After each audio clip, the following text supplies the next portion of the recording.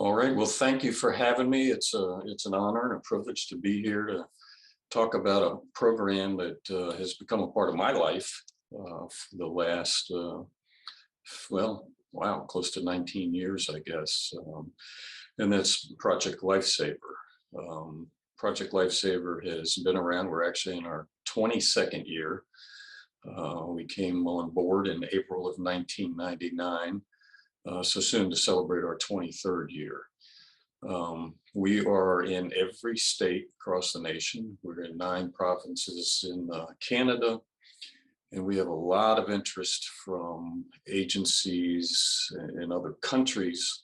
But there's issues with FCC and radio tracking and things like that that we are still in the process of trying to work through to get into some of these other countries that we know Project Lifesaver will work. Some of those being Australia, Israel. They've called us quite a few times trying to figure this thing out, and our hope is that one day we'll get there. So right now we have over 3,800 successful searches for folks that wander due to cognitive issues, which is either Alzheimer's or autism. It's kind of split right down the middle, actually, from what I can gather. The stats are right down the middle as to who is wandering.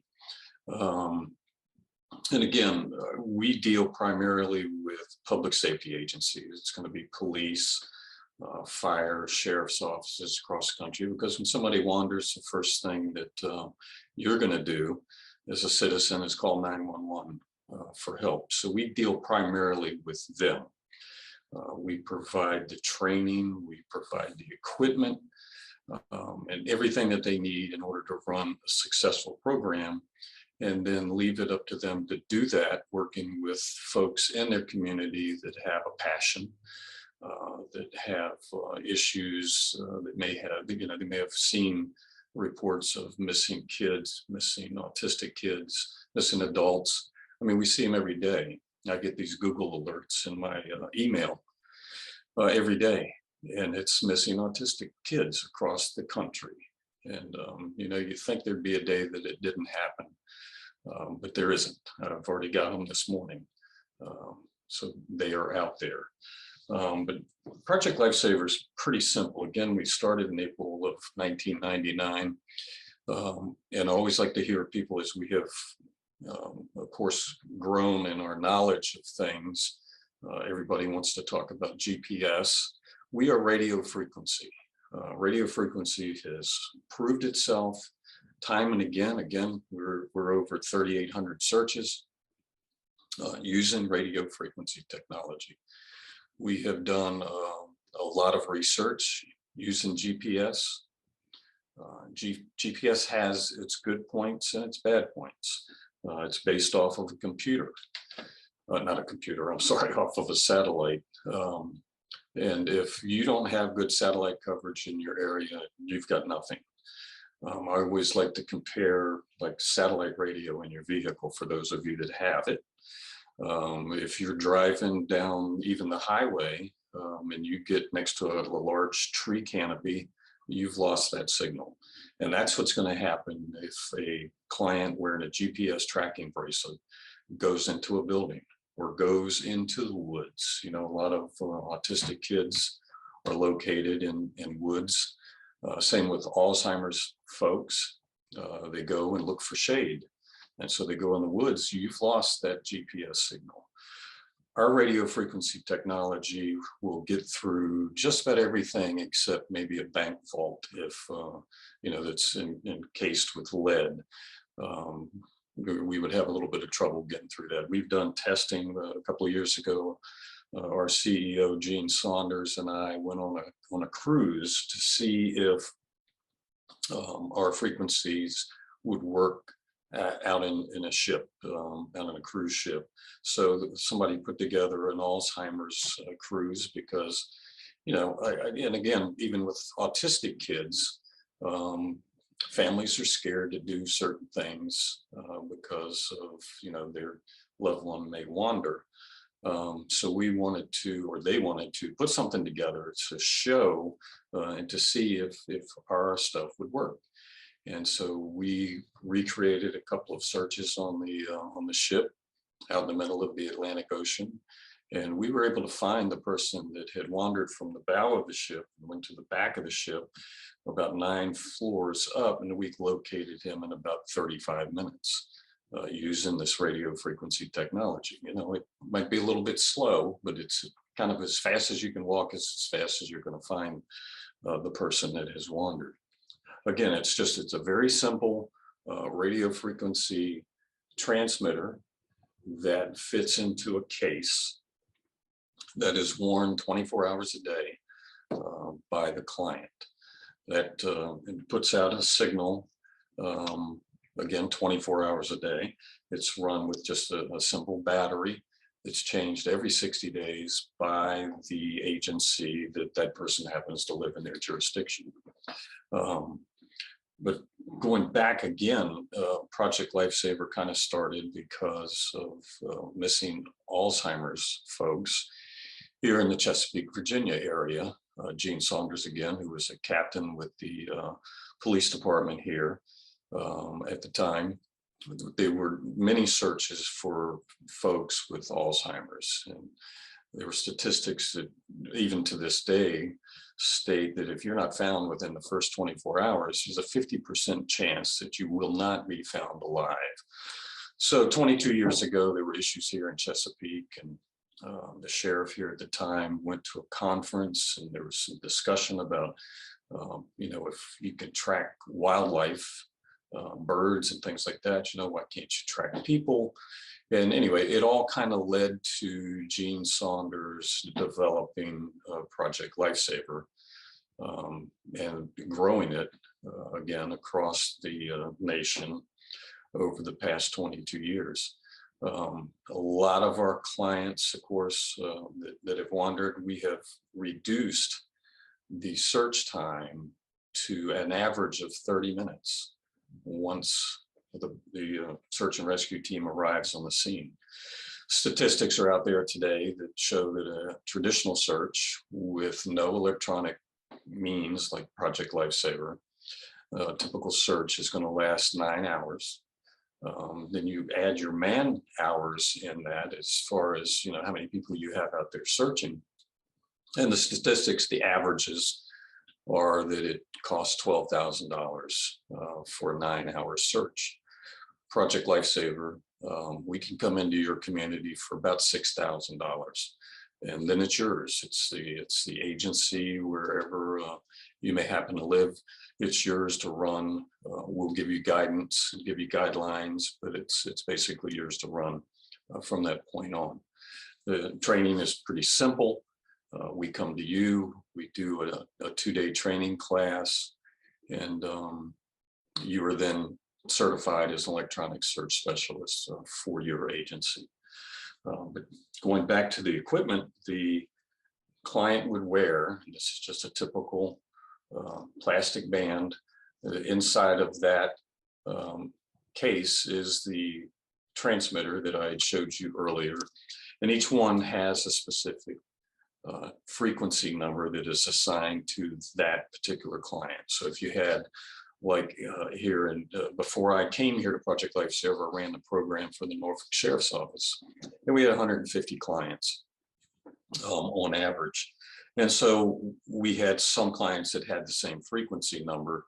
That has since changed, but you have a certain frequency number that is assigned to that client, and you would dial that into a receiver that is designed specifically for Project Lifesaver and tracking. I think we might have a picture of it, but I'm going to hold this up just the same as best I possibly can. I don't know that it's going to work, and it's not. But we do have a receiver that you're able to dial in the frequency number. And what this transmitter does, it puts out a signal. We call it a chirp. And it is that right there, which is the greatest sound as a search and rescue person that you'll ever find. or that you'll ever hear when you're out searching for somebody. So basically, this transmitter will put out a signal. It's bench tested at a mile. Depending on terrain, I mean, I have seen a mile in some areas, like in Wyoming, where it's very, very flat. Here in Southeast Virginia, we get about a half a mile, which is fantastic. As long as we get the correct information, the caregiver calls and says, you know, my son has wandered. I saw him 5 minutes ago, he was here, and now we can't find him. So we respond to the last place seen, key in that frequency number for that child, respond to the last place seen, and then start our search there. And again, the training that these search and rescue folks get from us is how to search and ways to do that. Again, the signal is pretty strong. As you get closer to the signal or to the person, hopefully wearing the transmitter, that signal gets louder, and you can dial it back. I mean, you can start off at a half a mile and then zero right in on finding this transmitter if it was underneath a seat cushion, if it was in a cup in a cupboard. I mean, I have found these things. I found them in biohazard bags in funeral homes. So it can be found. And of course, we always hope that the client is still wearing it.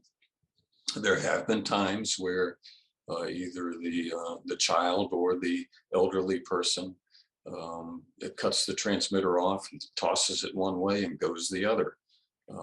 You know, they kind of know what they're doing, and they don't want to be located. So, you know, if everything is working, we're going to find the transmitter.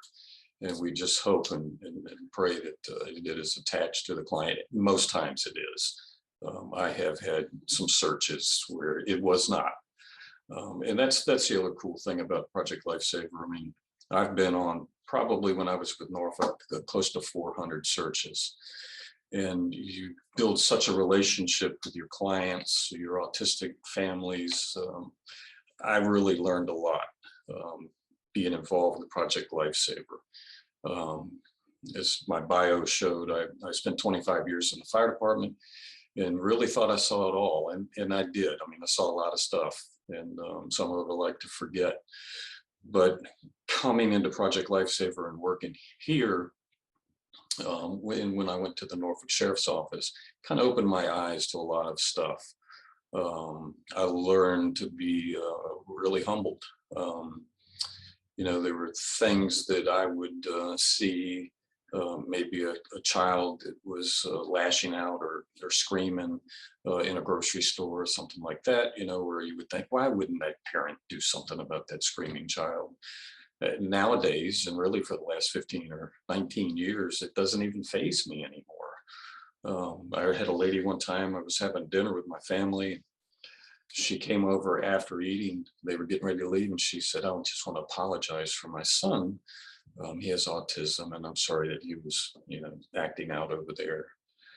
I didn't even hear it, didn't even pay any attention to it. So working with families and learning a lot about autism, and I've learned a lot, and it's really humbled me, and I think made me a better person.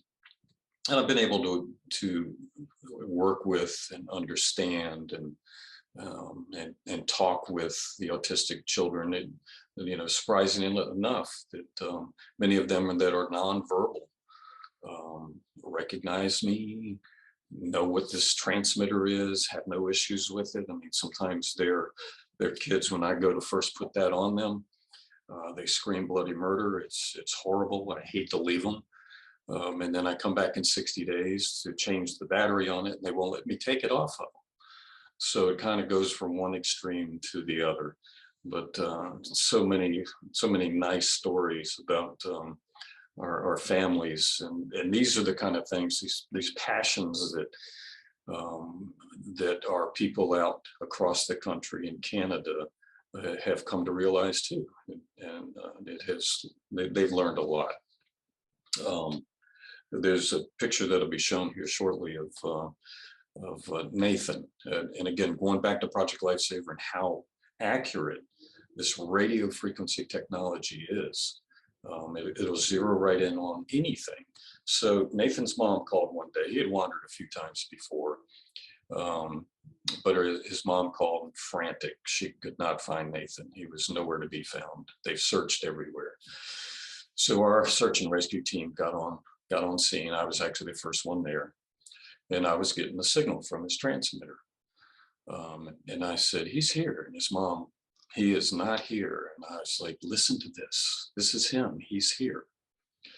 So did a couple of things that we're trained to do, and kind of got him down to where he was inside of the house. She just back and forth with me about he was not inside the house. So we walked into the house, the signal got stronger, walked up the stairs, kind of process of elimination, took this room out, took that room out, took me to that closet. And if you look up in that left-hand corner, you'll see that picture of Nathan, who just wanted some quiet time. He just wanted to get away. And he climbed up there and stationed himself in there and was just having a blast with his little, I don't know what he had, some kind of electronic equipment. But again, I mean, Project Lifesaver equipment found him in less than 30 minutes, which is really the coolest thing. I mean, we just cut the time almost in, 30 minutes to locate somebody is next to nothing anymore. I mean, we see searches, and again, going back to these Google alerts that I get, there was a kid that I was following for like 3 days, I think it was, over in Australia a few weeks ago. That was missing, autistic, nonverbal, and they had, I think it was close to 300 people searching for this kid for 3 days. And they ended up locating him from a helicopter with a heat sensor on it. But he was 500 yards from his house. And here was 300 people out searching for him for 3 days. And he was 500 yards away. And that's typically what we find with Alzheimer's and autistic children. They're pretty close. They're within a half a mile of where they were last seen. They don't go far, which is a good thing. And again, the equipment that we use, while it may sound antiquated to a lot of people, it is not. It works. And again, going back to the GPS stuff, you're only as good as your signal. If you've got something blocking it, you're never going to find it. I always tell people that, it might get me to the 900 block of Smith Street at the Hilton Hotel, but it's not going to get me to room 1103 underneath a bed.